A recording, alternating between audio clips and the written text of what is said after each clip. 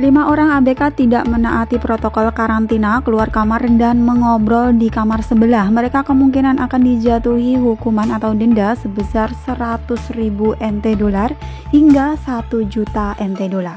Berita yang kedua, HP seorang pekerja migran swasta jatuh ke lantai bawahnya. Maksud hati ingin mengambil HP tersebut, tapi endingnya malah terpaksa menyerahkan diri ke polisi.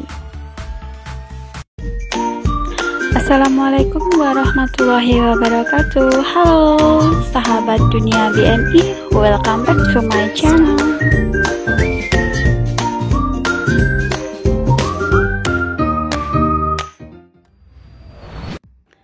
Kita langsung ke berita yang pertama. Polisi menemukan bahwa ada 5 pekerja migran asing, mereka ini adalah ABK, telah melanggar peraturan protokol karantina dan polisi telah mengirim surat ke Biro Kesehatan untuk denda bagi mereka.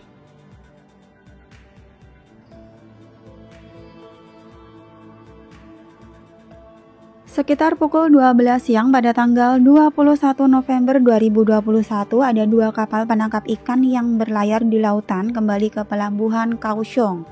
Ada sekitar 97 pekerja migran asing yang berada di dalamnya langsung menjalani karantina di hotel pencegahan epidemi sesuai dengan peraturan yang berlaku.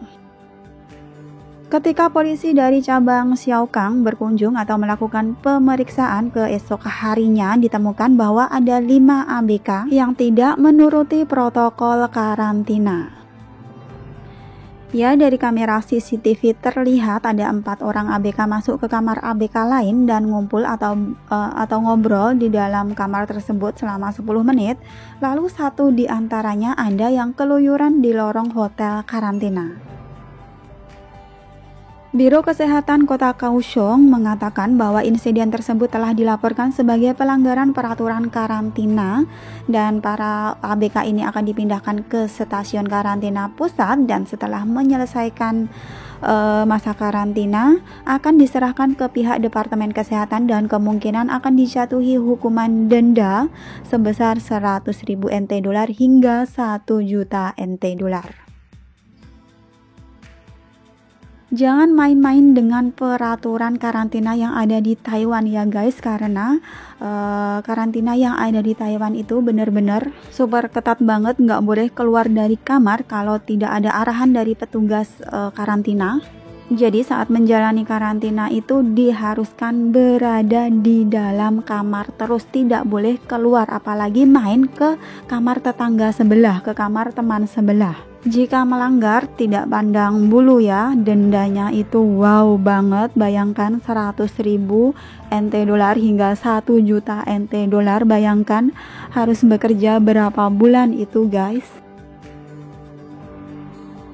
Jangan disamakan ya dengan karantina yang ada di Indonesia, misalnya di Wisma Atlet itu boleh keluar jalan-jalan, terus untuk mengambil makanan pun mereka juga diharuskan keluar, boleh ngobrol dengan yang lainnya, nggak sama, beda. Di Taiwan karantina benar-benar 1 kamar 1 orang dan sama sekali nggak boleh keluar kamar kecuali ada kepentingan atau arahan dari petugas. Informasi ini penting ya untuk CPMI yang akan berangkat ke Taiwan, yang akan fly ke Taiwan. Diingat-ingat peraturan karantina di Taiwan, nggak boleh main-main, nggak boleh keluar dari kamar.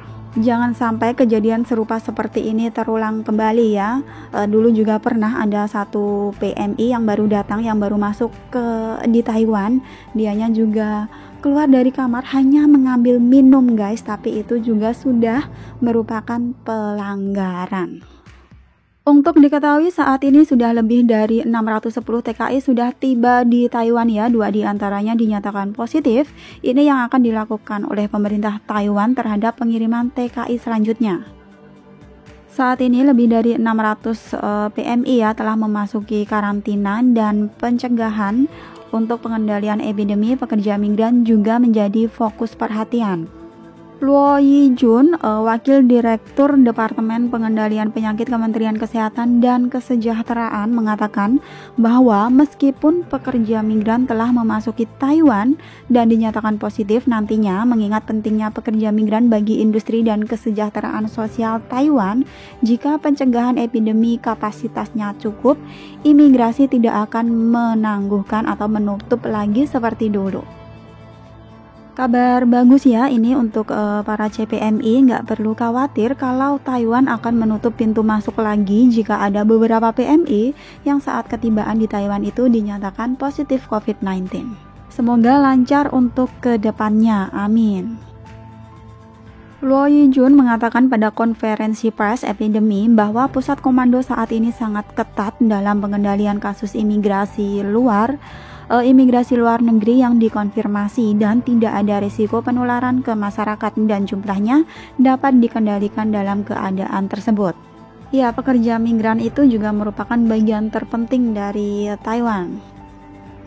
Per tanggal 25 ada 146 pekerja migran industri dan 667 pekerja migran perawat lansia yang mendaftar secara online. Totalnya ada 813 dan jumlah pekerja migran industri yang sudah masuk adalah 115 dan ada 495 pekerja migran rumah tangga. Jadi totalnya ada 610 orang.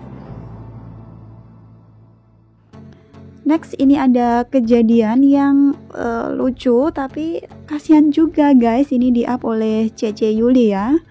Jadi ada seorang pekerja migran swasta atau kaburan tanpa sengaja menjatuhkan HP-nya dari beranda lantai 5 ke beranda lantai 4. Pekerja migran ini mencoba untuk memanjat atau merangkak ya di dinding luar bangunan menuju beranda lantai 4 untuk mengambil HP tersebut.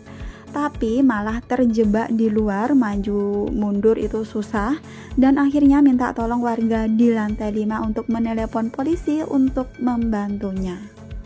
Untungnya pekerja migran ini akhirnya berhasil memanjat kembali ke beranda lantai 5, tapi polisi juga sudah tiba di lokasi. Akhirnya si pekerja migran swasta ini dibawa ke pihak imigrasi untuk dideportasi. Ya gimana dong teman-teman dari kasus ini, maksud hati si pekerja migran itu mau mengambil HP yang terjatuh itu ya, tapi siapa sangka malah tersangkut. Jadi mau nggak mau ya meminta bantuan dan memanggil polisi. Akhirnya dibawalah si pekerja migran itu untuk dideportasi. Kasihan sih guys. Kalau Anda menghadapi situasi yang seperti itu guys, seperti kejadian ini, apa yang akan kalian lakukan? Mengikhlaskan HP tersebut atau gimana? Sebenarnya sih nggak perlu kayak gitu juga kali, nekat merangkak dinding untuk ngambil HP. Kenapa coba nggak mendatangi rumah lantai 4 dan meminta bantuan pemilik rumah untuk mengambilkan HP yang jatuh di beranda rumahnya itu? Ya mungkin juga dia lagi panik ya, dan mungkin juga itu juga HP mahal, jadi ya harus diperjuangkan. Thanks for watching and see you next video. Wassalamualaikum warahmatullahi wabarakatuh.